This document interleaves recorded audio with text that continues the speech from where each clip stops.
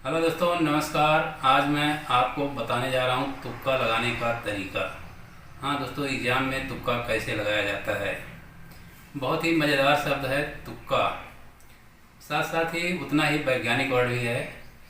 जब भी मैं देखता हूँ बहुत सारे बच्चे एग्ज़ाम देकर आते हैं तो कहते हैं सर मैंने 40 क्वेश्चन कर दिया, 50 में 10 में तुक्का लगा दिया। यानी तुक्का इतना ऐसा वर्ड हो गया है कि हर बच्चा जिससे भी पूछो सर मैंने 5 तुक्का लगाया।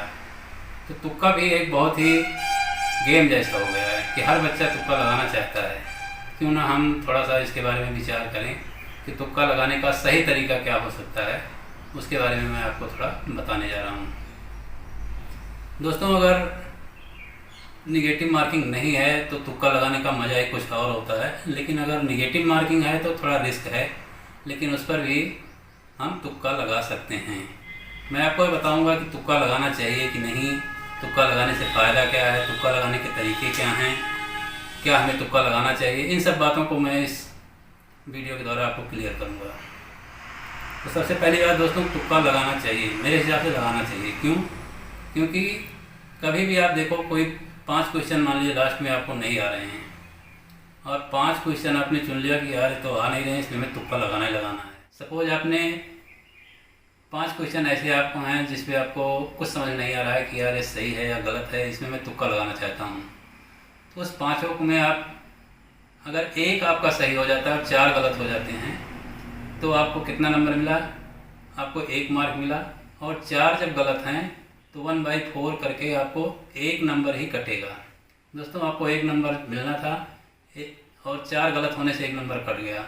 आप नो प्रॉफिट नो लॉस, इसलिए तुक्का मारने में आपको कोई रिस्क नहीं है।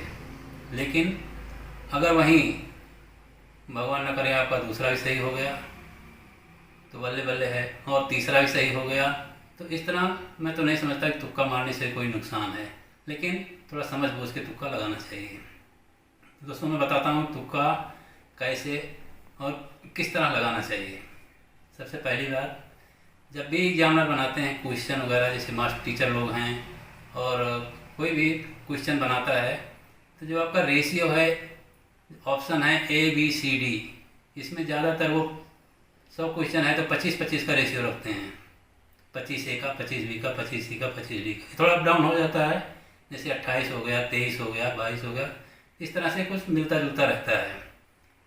तो इसमें आप जब भी जैसे आपने 80 क्वेश्चन कर लिया, 20 क्वेश्चन बच रहा है, तो उसमें देखना चाहिए कि इसमें हमने A का कितना ज़्यादा किया है, B का ज़्यादा किया है, D का ज़्यादा किया है, C का छूटा हुआ है। तो आप उस समय तुक्का मारने में ज़्यादातर C का प्रयोग करें, इससे आपको फ़ायदा होगा, क्योंकि तब वो रेशियो पूरा होगा और इसमें आप थोड़ा सा कॉन्फिडेंस भी बढ़ेगा।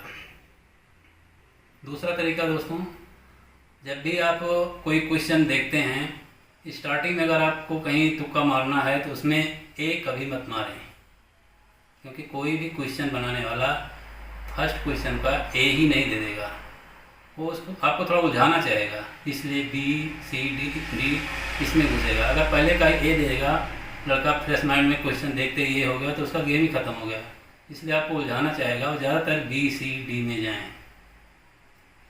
तीसरी बात ये दोस्तों, कभी भी आप पेपर को देख के घबराना नहीं चाहिए, उसको तसल्ली से 2-3 बार पढ़ो, आपको कुछ न कुछ आइडिया जरूर निकलेगा, कोई ना कोई क्लू जरूर आएगा उसमें।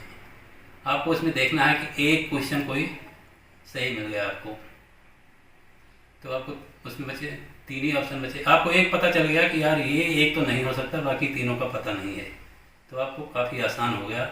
उस समय आपको तुक्का मारने में काफ़ी ईजी हो जाएगा।